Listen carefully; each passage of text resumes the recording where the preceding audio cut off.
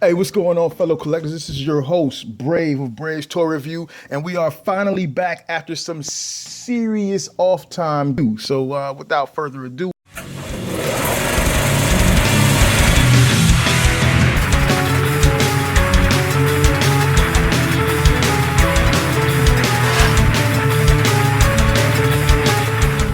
put this shit in it.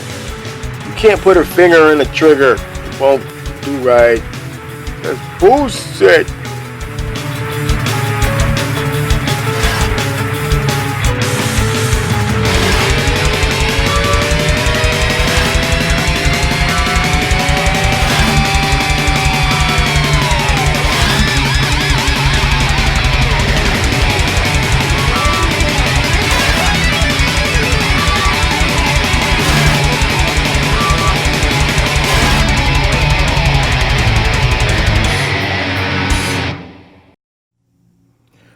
hey, welcome back, fellow collectors. I am your host, Brave, and this is Brave's Toy Review, and this is Warbotron Whirlwind. Oh man, we've been waiting. We have been waiting. I've been waiting a little longer than some of you have been waiting. He's a pretty awesome character. Of course, Warbotron, in my opinion, is doing one of the best representations of the Combaticons. There are some issues with him, some things that I will point out as we go, and most of them have to do with the pegs and how the weapons plug in and the limitations that they create. But before we get into any of that, let's get into the packaging. So as with the packaging of the prior three that we've gotten so far, you got a really nice display, a gray and silver silhouette, I guess you would say, of the Whirlwind figure here, with a shadow silhouette of Bruticus in the background with the lettering. And this is really just a slip sleeve. On the side, you get the company logo as well, and a portion of what will be a complete image of Bruticus on the back. Inside of that slip sleeve, tightly pushed, packed, preserved inside of that oh so tight slip sleeve. I'm talking about virginesque tight. Virginesquely tight. Can you say virginesquely? Virginesquely tightly packed slip sleeve, because it was hard as hell to get him out of there. You get a really nice package for the Whirlwind figure. You get a nice little image of him, the same image you got on the slip sleeve, except colored here, because obviously the background's colored, with the graph background, the space popping off here. It's really nice. Dig that. You got a nice little image of Whirlwind's head, because that's his face, and his name and his rank and his number W01D201408. So that's name, rank, serial number. And then in the bottom here, you got his rank. He's a sergeant, and he's an action team marshal master. And that's my dog barking. Fuck that dog. Shut up. And then here at the bottom, you have Air Forces of the Warbotron.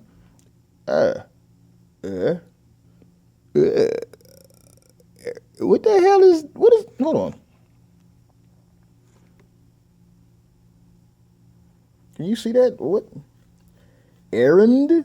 What the fuck is that? Oh. So anyways, yeah, that's the packaging. It's pretty nice, pretty decent. I've heard that the packaging for their Computron set is like, it just shits all over this stuff. I mean, and I personally like nice packaging. I like a figure in some pretty good packaging. Inside of the packaging, you get this little corrective piece for one of the other figures. I'm not sure which one. I'm not opening it. I don't think that I need it. So, and if I do need it, I'll deal with it later. But yeah, you get that. And then you get the nice little card. As you know, Brave don't open the plastic. I don't even slip it out the plastic. I keep my shit wrapped. So yeah, you get a nice little card. On the back of the card, I'm pretty sure it says some shit. I don't know. And then you get the directions here. Now, this is one of my gripes with the figure. Not the fact that it comes with directions, but the fact that I didn't need the directions, and of course I don't read the directions, so even if I did need the directions, it wouldn't damn matter. But still, the idea that I didn't need the directions to transform him or any of his compadres, that I find that to be kind of irritating because the design of the figure, while it is awesome, it's kind of simplistic, and I am a fan of a technical transformation. So, I mean, overly technical can suck, but I like a good bit of mystery to my transformer. You dig what I'm saying? Let's bring him back on in here. Bring him back on in here. So we're gonna get into that in the transformation because I have issue with that. I like the figure. I think they're done very well, but I just don't like the idea that I could just take him out the package and just transform. I just sat there within a few minutes. I had him transformed. The first three, I had them transformed, and I just didn't need to look at a review or anything. I don't like that. I don't like that. So, okay, that's enough of that. Let's get into the transfer. Let's get into this figure. So, one of the deals with this guy is, though he has a lot of accessories, they don't really fit well, and that's been a problem with the rest of them as well. Like, for instance, you put these little swords, these little pegs. I think these are actually different sizes. It comes with two of these, and you can put the sword via this peg and that hole together like this, and then you have this peg here, and then you can like slip it in there or slip it in his hand or some crap, I guess. I don't know. But it doesn't really work. It's stupid. It sucks. And then you can also take it like this and do like this, and yet again, stick it in that peg, and that just looks stupid. I don't see any reason why anyone would want to do that. I'm pretty sure there's someone somewhere on some planet that wants to do that, but not me, not I. So that's kind of dumb. So it would have been cool if they made it whereas these could join, you know what I'm saying, and then you could not have these pegs here, and he could actually hold the weapon, hold the double blades. Now that would have been smooth. I'm talking like, you know what I'm saying, like Phantom Menace, like some Darth Maul type deals. That would have been hot. But you don't got no Darth Maul type deals here. What you got is some fake Wolverine deals, some X-23, and that just makes no sense because, I mean, he's not a chick, he's a dude. So this can't be X-23 type stuff. I mean, that would present a whole other argument that I don't think we're prepared to have on this show. And you stick it inside of here, and, I mean, it's just not tight. That's a fucking fail, dude. So, yeah, get that shit out of here. And, I mean, it's just the swords in his hand are relatively tight. So, you can get your little poses in. But it's just, if it was going to go in his hand, is this a sword that he should be holding? Maybe this should have been a little bit longer. But you can't please everybody. So I'm not pleased with that. And I'll just take that on the chin. So those are the swords. It comes with 4 swords. He comes with this part, which goes to a portion of his transformation, which in itself is parts forming. I typically don't like parts forming, but this figure actually came out pretty well, so I can deal with it. Plus, it's not the first time we've seen parts forming in these figures. So, yeah. So, anyways, it becomes the front of the helicopter, and we'll get into that when we get into the transformation. I think it's really stupid as a gun. Straight up. I mean, it's dumb as fuck.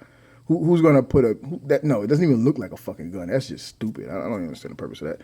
But the molding is nice. It looks really good. And the molding is, yeah, I can deal with the molding. So, and inside of here, you take these little pieces and you pop them off. Pop them off, motherfucker. And this little yellow bit here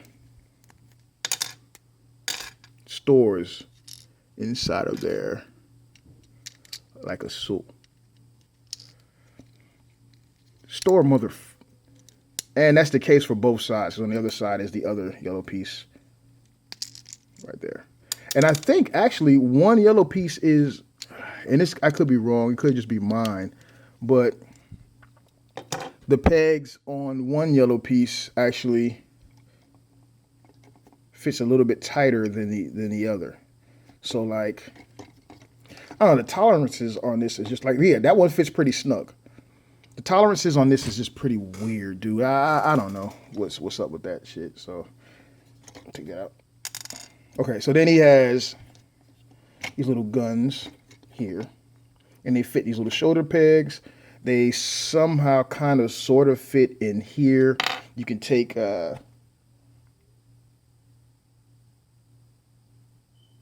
I don't know what the hell just happened there. You can take my little tool here, and you can flip out.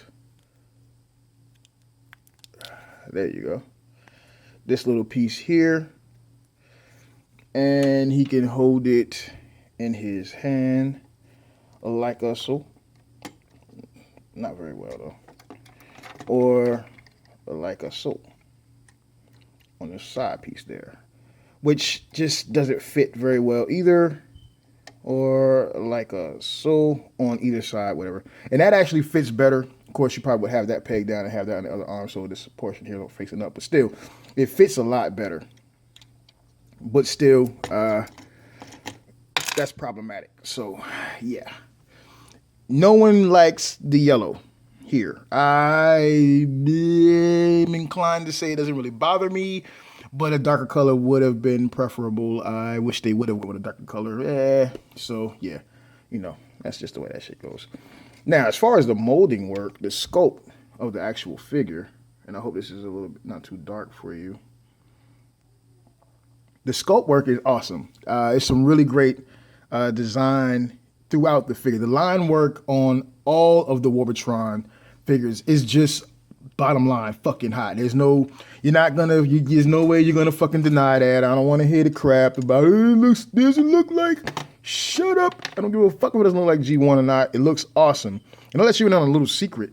I love the G1 toys when I reminisce of being a kid.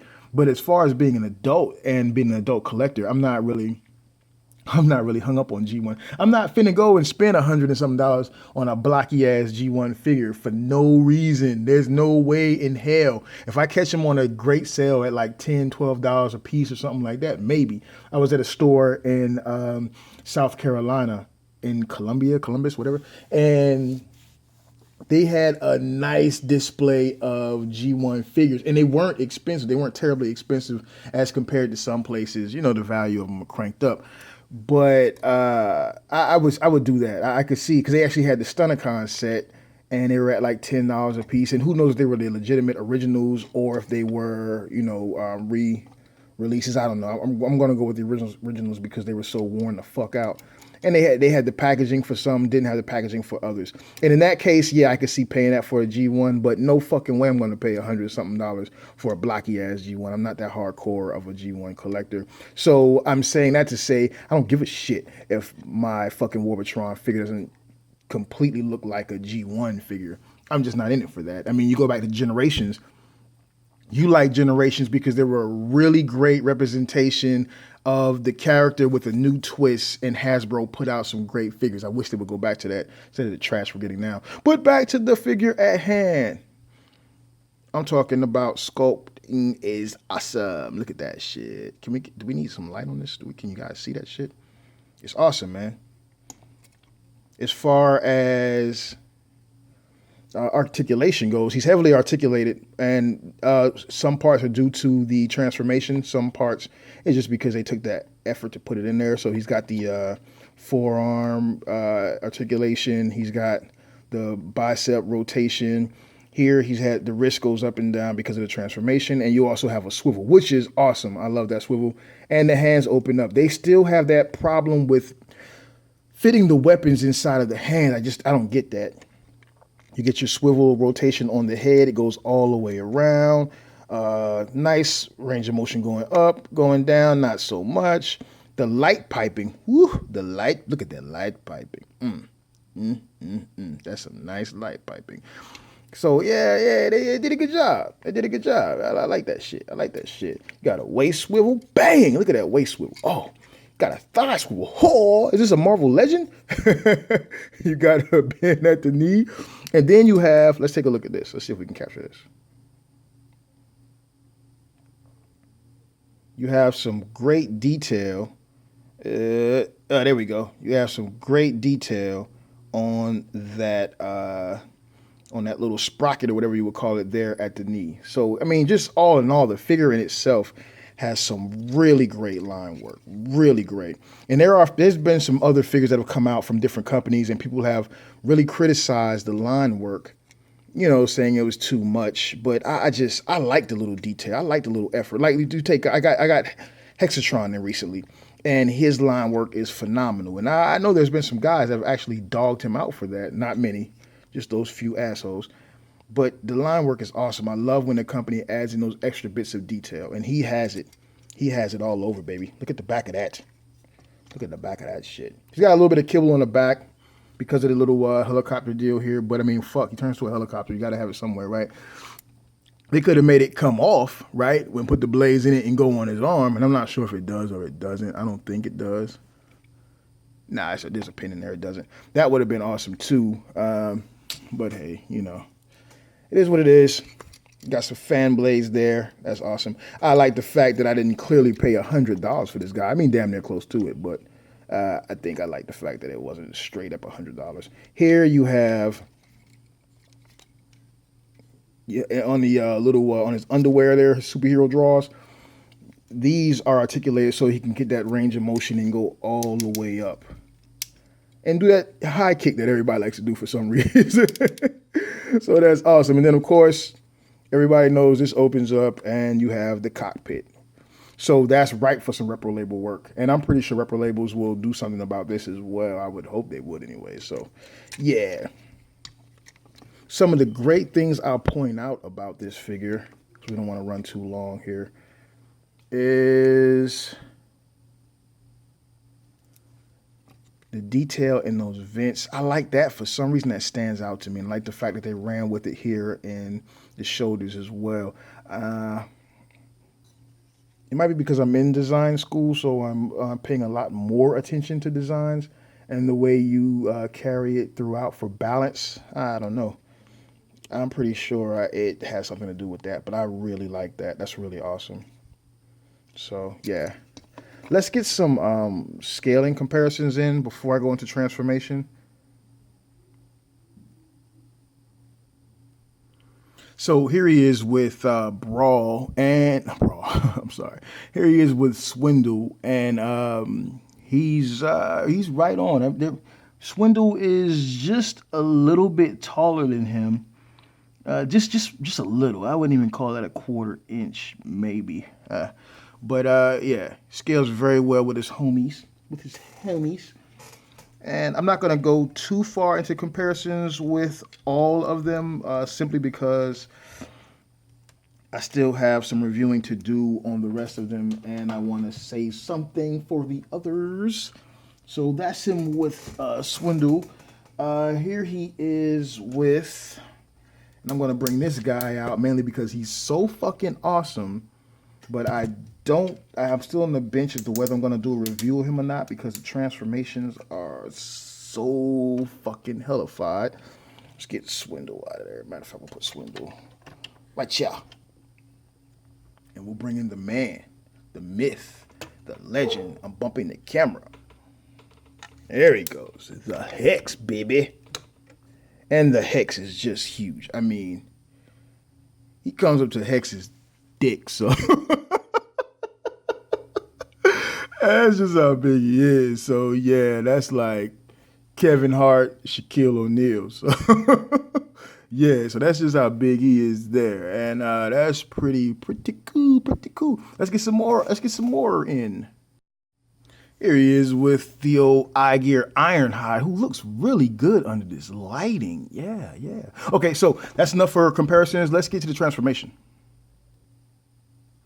So to transform this bugger, start by collapsing those feet here and there. Twist this this way here. Spread it out there. And then I always get kind of lost with this portion here. Twist this side back in there like that. And the same thing here. So to get a little more cohesion, let's just do this. Take the feet, twist them back, open that a little bit, and then twist that forward. That's a little bit easier, right? And then from here, you inner join. These come up and twist back like that. Same thing here, because they're going to inner join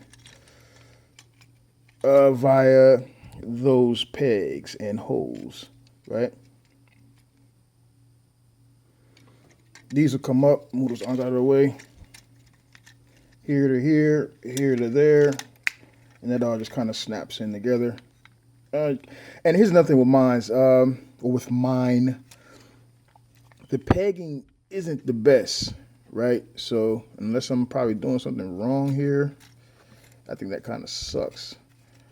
Those flaps come down as a such. And then this is supposed to snap together.